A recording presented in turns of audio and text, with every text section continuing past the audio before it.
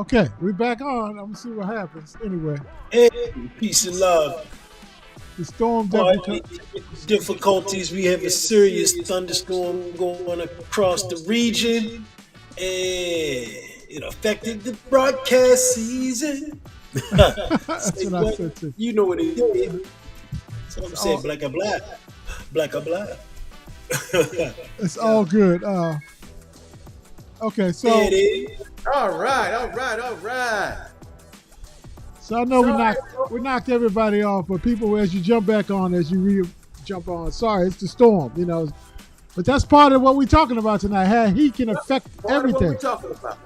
It ties in perfectly, Lenny, with what we were talking about. Yeah, it's a perfect example of what's going on. So in the meantime, if you're Big jumping change. back on, I'm gonna play a video that explains a little bit about heat and how it can affect things, and then we're gonna talk about it on the other side. All right, it's gonna be a quick. It was certainly a hot night, that goes without saying, but picture thousands of people over at the stadium here all packed together, so you've got all of that body heat on top of it all. Needless to say, a number of fans found themselves feeling faint and even dehydrated even before the concert started Monday night. Concert goers we spoke with say they could only bring in one sealed water bottle per stadium policy. They sent us the email they got outlining that. But a stadium official counters they were able to bring two in because of the high temps. Fire officials say half a dozen people were rushed to area hospitals that night. Their mass casualty task force ended up getting called in around 11 p.m., half an hour after the concert ended. We caught up with one concert goer who tells us there were issues with the heat from the very get-go. By the time we got towards to the security lines, that's where we started seeing people start to suffer from, heat exhaustion and heat stroke. One woman was like 15 feet from me, and she just fell flat face forward. But luckily, security was able to get to her pretty quickly and get her in a chair. But we just started seeing people slowly start to go down one by one, just from standing out in the heat. So what do fans want to see happen from here? We're working on that for the next hour. Reporting in Southeast, Rebecca Turco, 7 News. What effects does the extreme heat have on our body? ABC News medical contributor, physician at Stanford Children's Health, Dr. Alok Patel joins me now for more on this. Dr. Patel, what are some of the less obvious ways these kind of temperatures can affect the body? Well, simply put, Diane, our thermostat, our hypothalamus, basically wants to keep us cool. It's going to do things by dilating our blood vessels and helping us sweat. And if this gets outpaced by the heat, this can mess with our muscles, our cells, our organs, our brains, and can be fatal. The first thing that people may feel are those heat cramps, which could be like muscular pains. This can turn into heat exhaustion if you're not careful, which can start to make people feel really tired and fatigued. And if you don't get out of the sun and get cooled by this moment, this can turn into heat strokes, which can then cause these mental symptoms like confusion, dizziness. People can lose their consciousness. This can absolutely be fatal. It's something people should be paying attention to, especially if you're high risk or if you're a child or the elderly. So what can you do other than crank the AC?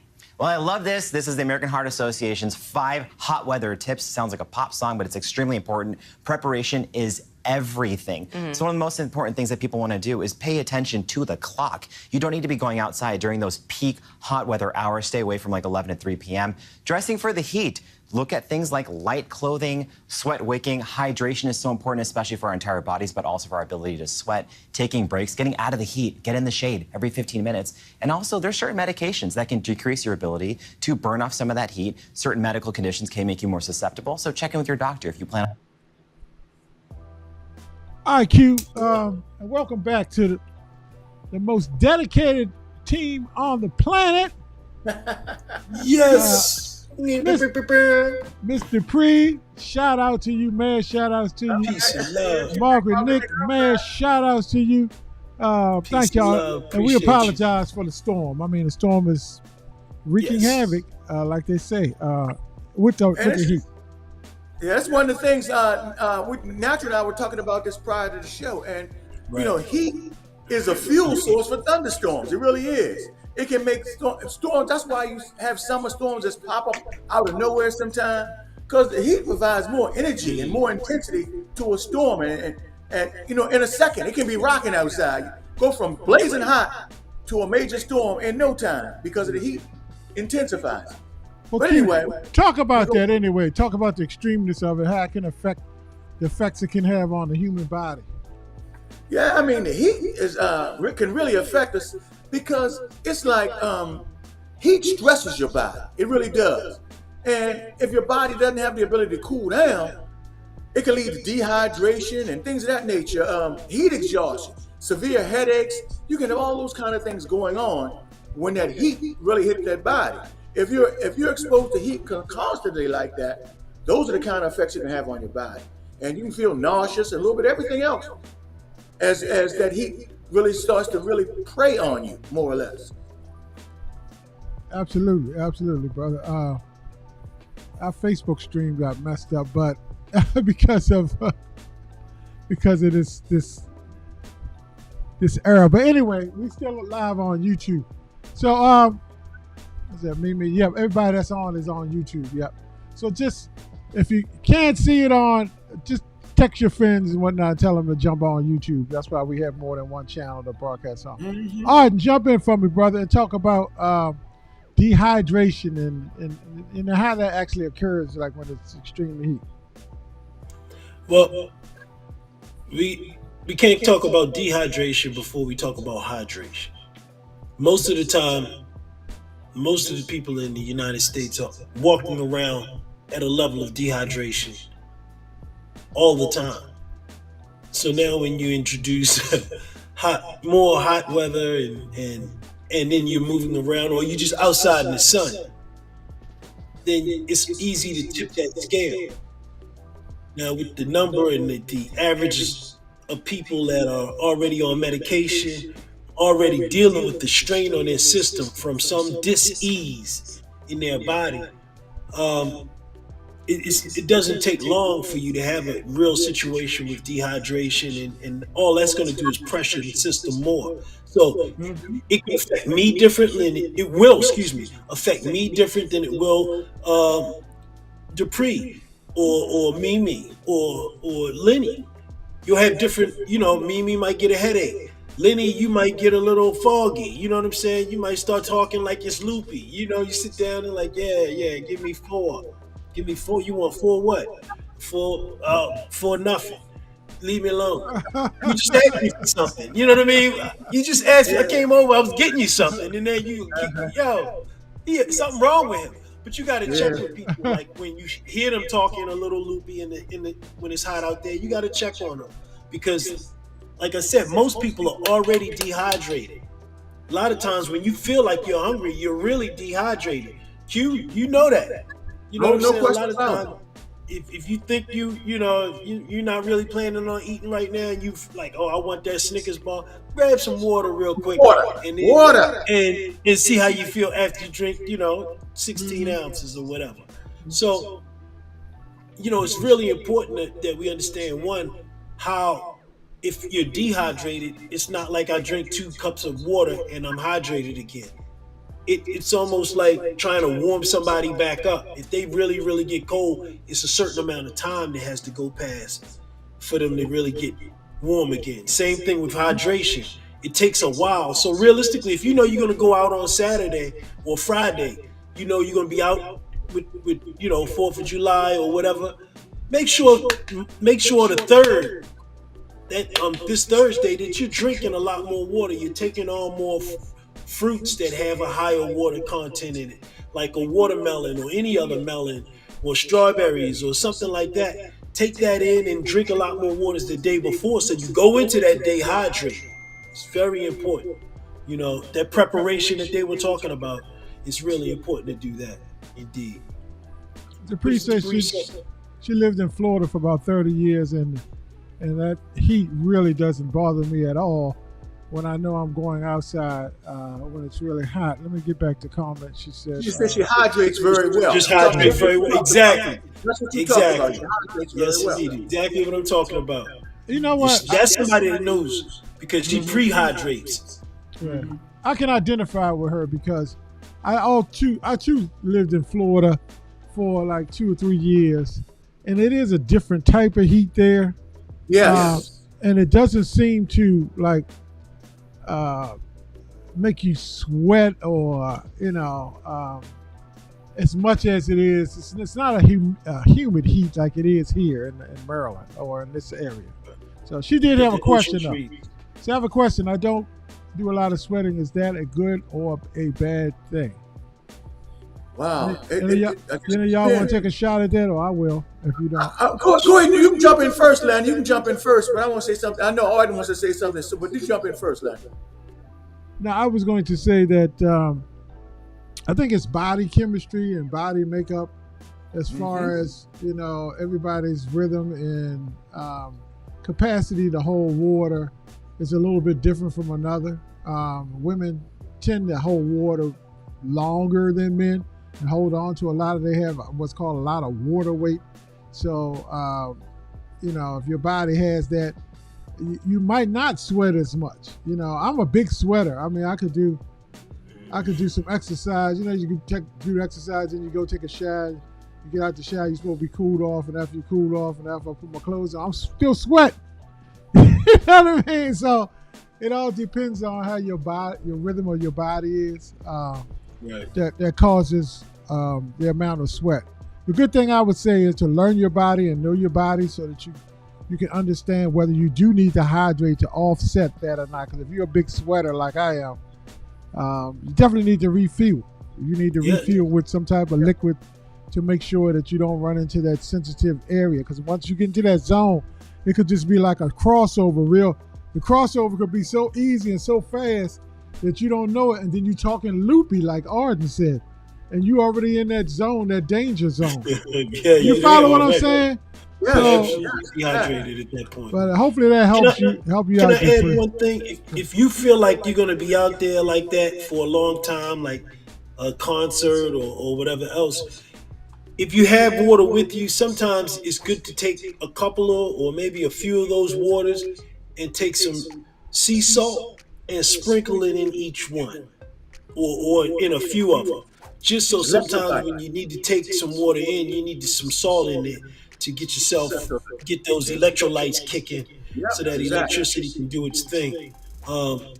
There's a few other things we can sprinkle in there, man. We might need to do a water enhancement show in reference to how to be hydrated and how to hydrate yourself. Also, hydration, one of the best hydration tools is absolutely coconut water.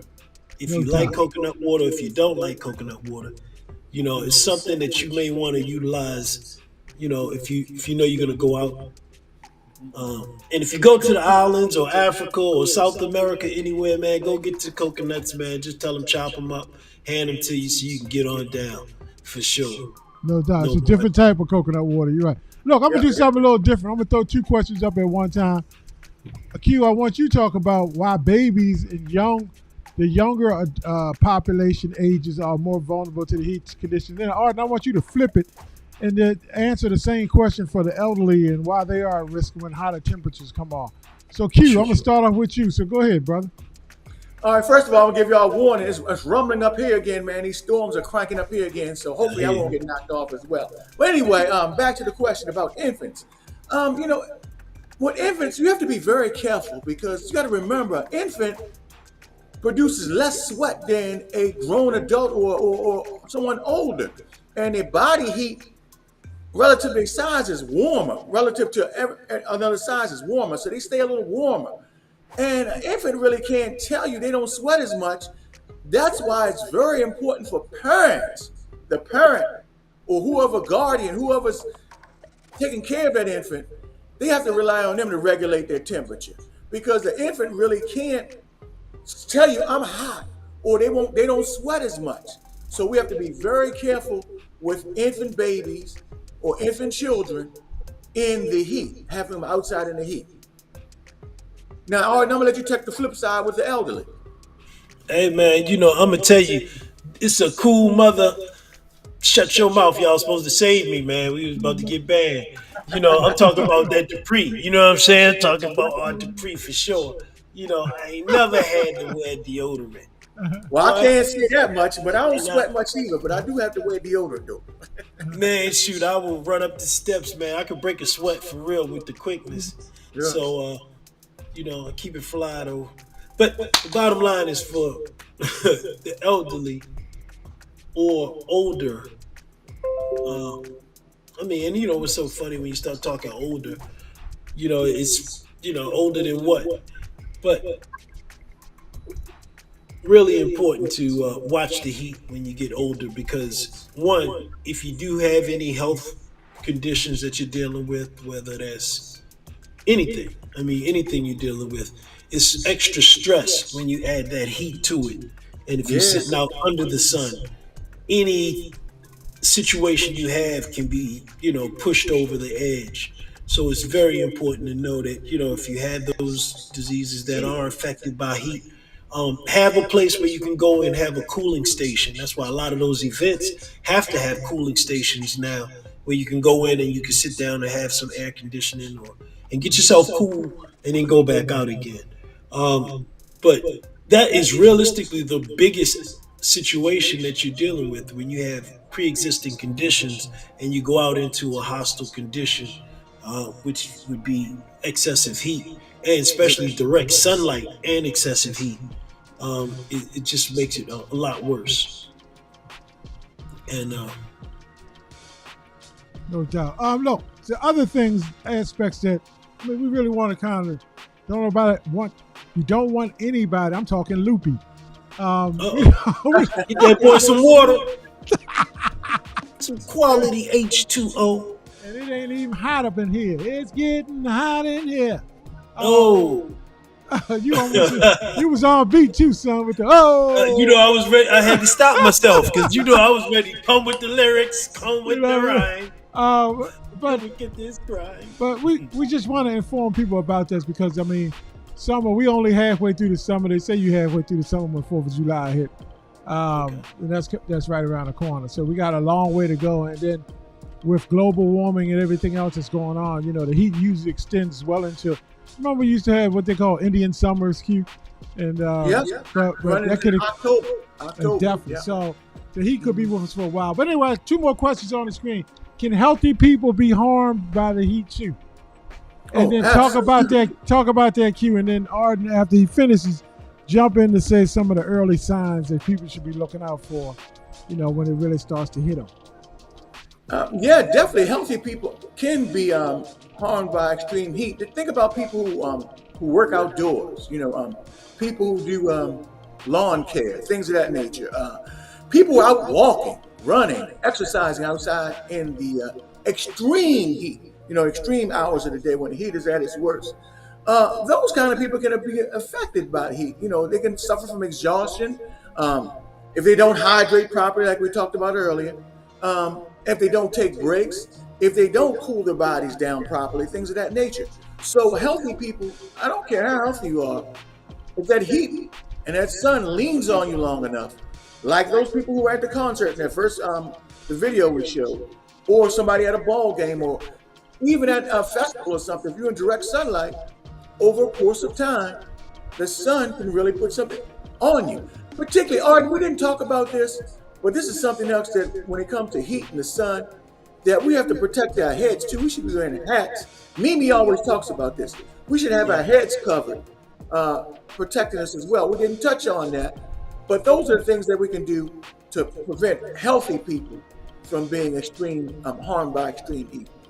Some of the things. Anyway. Yeah, I know there used to be every year annually. It seemed like Q that somebody in the summer would die, some athlete or something like that. I know a pro football player. I think a University of Maryland kid died a few years back. Absolutely. About 5 years ago. Yeah. And an NFL player died, Corey Stringer, I think it was the name, who played for the Minnesota Vikings. He died, on the field. I mean, afterwards, after coming there and taking off the field, he died from heat stroke. So it happens, man. We have to be very careful. And it goes back to what Arden was talking about earlier about making sure that we're properly hydrated prior to, during, and after, if necessary. But it shows you the power of awareness in reference to being hydrated and heat exhaustion. Because I can tell you, when I was growing up, and I know when y'all were growing up, you get some damn water when you take a break. That's when you're going to get some water. But you don't know anybody's capacity, and like you said, that can have somebody running sprints in the heat with your helmet on or whatever else, and you pass out, you face plant in the dirt because you just passed out. So it's it shows you the growth of being aware, so to speak. Yeah. Natural, I gotta jump in there. I gotta jump in there because you just hit on something, man, that is powerful. You talked about how back in the day, when people trained for sports and teams trained for sports, high school, college, even little league sports, how they had you out in extreme heat, and they would deprive you of water. They go, I'm gonna make you tough. You don't need any water. You don't need any water, because I don't know if we didn't know any better or it was just the mindset back then. But we were playing Russian roulette actually, because luckily more people didn't die or pass out from that type of activity. Let me ask you both. Both of y'all were athletes. Have you ever been outside when it was warm? It might not have been 100 degrees, but it was warm, and you were playing. And while you playing the game or during a pause in the game, you start seeing the little spots. You start seeing a little, that little phase and haze kind of blur. Feeling fun. You ain't stopped. You recuperated. You worked your way through it. But yeah, that was a moment. And you just never, you don't think of it like that because you just don't know. But yeah. Wow. Mimi says she just lost a close family friend due to asthma in the heat. Oh yeah, Mimi, I remember you mentioning that. Wow, that's crazy. At the age of 44, passed away because they had an asthma attack in the heat. And I guess that's the other the thing about it. If you have other physical ailments, that heat compounds it. Natural. If you someone with heart disease, if you have heart disease, you stress your heart. Your body can't really cool itself. Your heart is pumping harder because you're trying to cool your body, and those kind of residual effects can take you out. Much like this, what happened to a friend of Mimi's. You said it was Val's brother, Q. Okay. Oh, wow. I mean, well, prayers for your loss. Family members, be sensitive to that. But at the same time, this is why we do this show. I mean, we tackle all different areas of health. This is one area that we haven't tackled in the multiple years that we've been on the air. So we wanted to address it, and particularly because we're in the midst of the season right now. So just wanted to let you know that. So, well, look, let's get funny and get to the end of the show. Get off of that. The brother. So anyway, y'all, look. So wraps another show. I do apologize for the technical difficulty. For the storm playing havoc on us and knocking us off the air and that type of thing. But Q, can you tell the folks what we got coming down the pike? So for those that you are watching the show on the second time around, or you watching the show not live and you watching it after the stream on your own, can you let folks know what's going on for the next few weeks? Yes. Well, next week, I want you guys to mark it on your calendars, put it in your phones, set reminders for yourself, and most of all, spread the word. Next Tuesday night at 8 p.m., the Night Brothers Show is proud to announce that our guest will be none other than the superintendent of Anne Arundel County Public Schools, Dr. Mark Bedell. And he's graciously agreed to take time out of his busy schedule to join the Night Brothers Show. And we're going to have a well-rounded conversation about the state of education in Anne Arundel County Public Schools, the vision, the achievements that the county has shown. And I'm going to tell you, Dr. Bedell is a fun guy, too, as well. You're going to find he's a really fun guy. We're gonna chop it up. We may even talk a little sports with him, according to how much time we have. But it's going to be a great show. Make sure you're here to join with us as Dr. Mark Bedell joins us next Tuesday at 8:05 p.m. And we're looking forward to a great show. Now, you got anything to add to that, or anything about Dr. Bedell joining us next week? No, but I just. I mean, I should jump off of real fast. No, but I am looking forward to speaking to the brother. It's great to have a African-American superintendent of public schools, because with all that's going on in public schools right now and the way they are trying to change the curriculum in public schools as far as what can be taught, what books can be read, and what information is disseminated to kids that's influential to their, knowing their history and some of their ancestry. It really is a disservice to what they're doing to kids these days. So I'm looking forward to his vision on that, and I know he's one of another African American superintendent that just was assigned in the Prince George's County area as well. So I'm looking forward to discussing all of those issues with him next week, as well as we have my sister-in-law coming up in a few weeks, Kenya Takia, as she calls herself, who's transformed her body. Kenya was well into 2 bills and maybe some more in weight, and she's changed her body and really lost a lot of weight, became an athlete, and now actually participate in athletic competition in weightlifting. So a story for ladies, and she's no, and I was about to say she's no spring chicken. I shouldn't say that. Oh, but she's not like 20 and 21. Kenya has 3 children, grown children, and she did this at an adult age. Yes. It's inspirational for anybody that's watching our show. So, no question. Those are the things that we got coming down the pipe.